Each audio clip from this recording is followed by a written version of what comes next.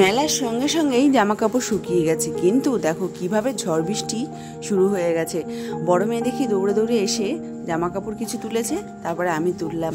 আর এদিকে দেখতে পাচ্ছ সামনের বাড়িতে কীর্তন চলছে ছাদের উপরে। তো কিভাবে ঝড় বৃষ্টি এসছে, মানে তারা কিভাবে কি করবে বুঝে উঠতে পারছিল না, কিন্তু যারা কীর্তন করছে তারা করছে। সত্যি ভক্তি হচ্ছে এমন একটা জিনিস, কিছু মানে না। ঝড় হোক বৃষ্টি হোক কিছুই তারা বোঝে না। তো আমার বাবা, ছোট মেয়ে আর মাও ওইখানেই গেছে আজকে। ওদের আজকে নেমন্তন্ন আছে, 2 মেয়ে আর আমার বাবা মার নেমন্তন্ন ওখানে। আর আমার রান্নাবান্নাও কমপ্লিট হয়ে গেছে।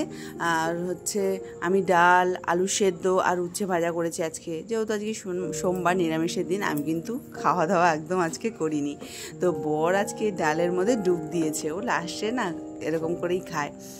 আর নিয়ে চলে এসছে 2 মেয়ের জন্য চকলেট ললিপপ, ওরা খেতে এটা ভীষণ ভালোবাসে।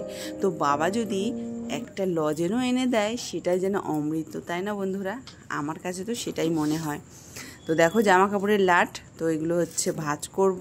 বর আজকে করে নিয়ে এসছে চা, ওহ কি দারুণ! ও নিজেই করে নিয়ে এসে বলে কি চাটা যাচ্ছে তাই হয়েছে, কিন্তু না ভালোই হয়েছিল চাটা।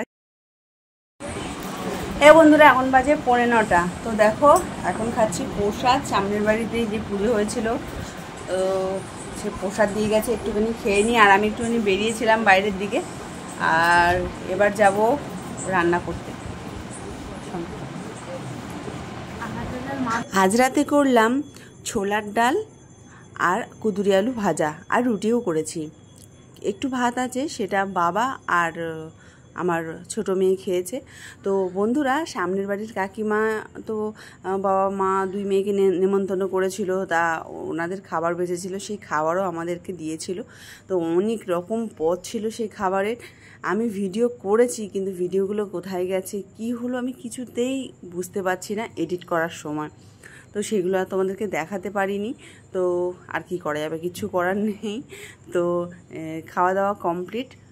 বাবা, মা, বড় মেয়ে চলে গেছে ঘুমাতে। এখন আমি ছোটো মেয়েকে ঘুম পাড়াবো।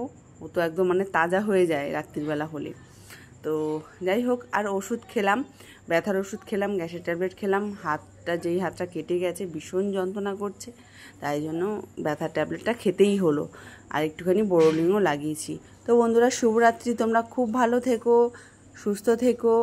আর হচ্ছে এখানে আমার ব্লগটা শেষ করে দিলাম। ভালো লাগলে লাইক, কমেন্ট, শেয়ার করে দিও, সাবস্ক্রাইব করতেও ভুলো না। টাটা।